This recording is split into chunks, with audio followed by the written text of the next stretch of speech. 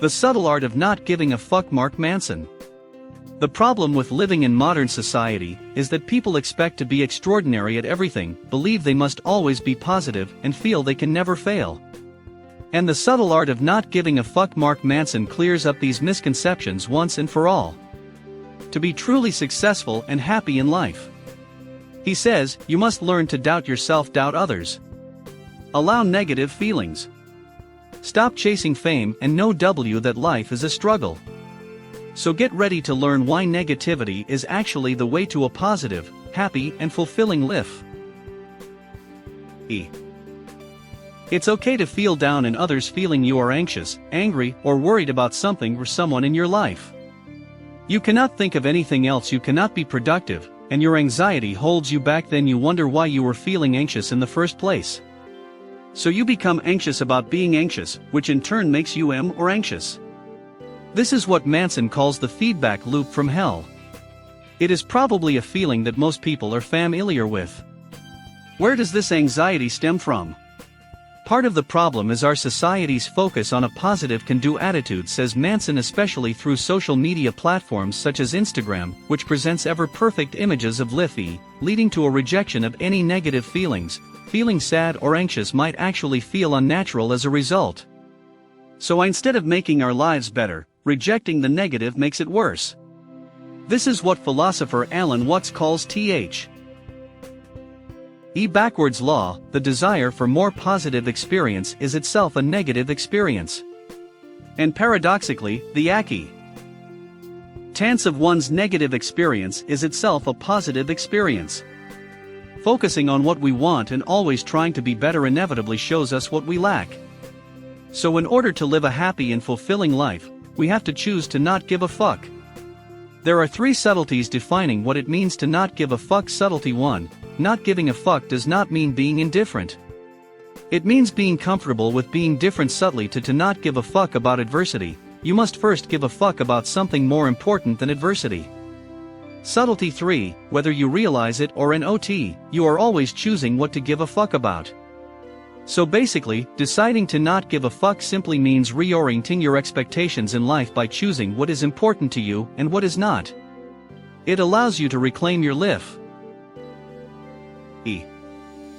Life is a struggle, suffering is an integral part of life. Buddhism teaches us that the rich suffer because of their riches, the poor suffer because of their poverty. No matter what you may or may not have, material possessions are not going to create happiness. In fact, Manson says dissatisfaction and unease are inherent parts of human nature, they are also necessary to create happiness. Negative emotions evolved because they are biologically useful. Feeling dissatisfied or insecure inspires change in the long run. So negative feelings are actually essential for the future of mankind. You cannot be happy or successful without struggling. So the more important question to ask is not how to be happy, but what you are willing to go through for happiness. Choose your struggle. Manson's biggest teenage dream was to become a rock star. But he eventually gave up on this because he realized he was not willing to make the sacrifices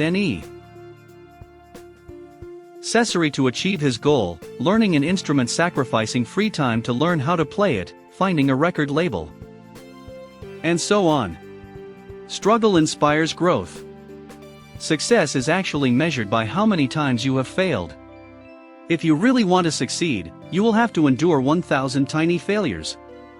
This is the only way to improve yourself, since you will likely learn more from one failure than you will from 1,000 successes. So ask yourself what you want, and if you are willing to struggle for your goal. Taking charge of your life. William James was born as the eldest son of 3 children in the 19th century. He suffered life-threatening health conditions. As a child, he was temporarily blind and had such bad back spasms that often he could not sit or stand upright. He did not have many friends. So he took up painting as a hobby. He wanted to become a famous painter one day, but his father kept criticizing him for a lack of talent. In the end, James was sent to Harvard Medical School, where he felt like an imposter, and eventually dropped out, and nearly 30 years old, he had not achieved anything. His younger brother Henry James, however, would go on to become a world-renowned novelist. His sister Alice James made money from her writing as well. James contemplated suicide was transformed through reading the philosopher Charles Peirce. He decided to take control of his own life, and to stop blaming others for his problems. In the end, William James became the founding father of American psychology. This little example showed us that it does not help to blame external factors for your own failures. Of course, we sometimes cannot change what happens to us, but we can change the way we think about it. And reacting to outward influences, we can take an active role in what happens to us. Often, the same event can be good or bad, depending on the metrics we use to measure it. You are responsible for your own life. Taking responsibility for your own problems does not, however, automatically mean that you are accepting to be at fault. Manson took responsibility for his ex-girlfriend's breaking up with him after she cheated on him. He still blames her for how he felt about it, but he chose to see it as his own responsible. To strive for happiness again, by simply changing your mindset and accepting responsibility for your life, you will feel empowered, choose what to give a fuck about.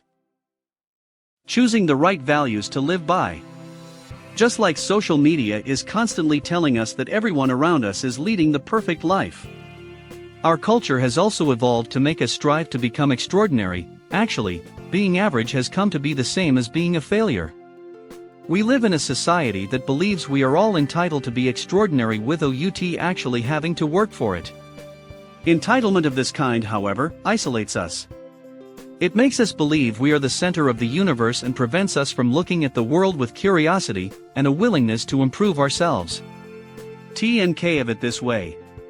If you believe that life is only notable or worthwhile when it is truly extraordinary, it means that most people in the world lead worthless lives. Besides, if everyone were extraordinary, we would all be the same. So ordinary again, accept the fact that you are neither extraordinary nor special.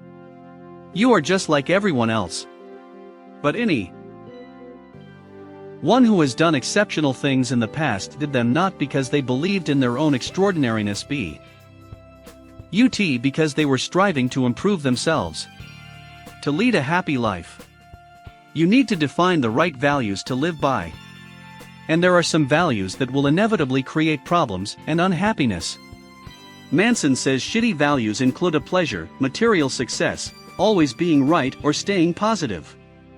These are values reliant on external factors and beyond your control.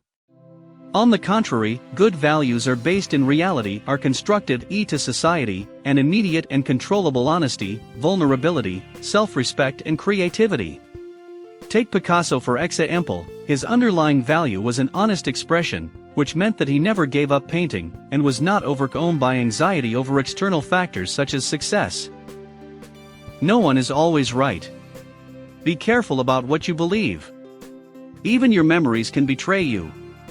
Our brains were designed to be efficient, not accurate, which means that in extreme cases, we can even conjure memories of events that didn't happen, except that you may be wrong about some things in life. No one is always right. Being self-critical is one of the hardest skills to master.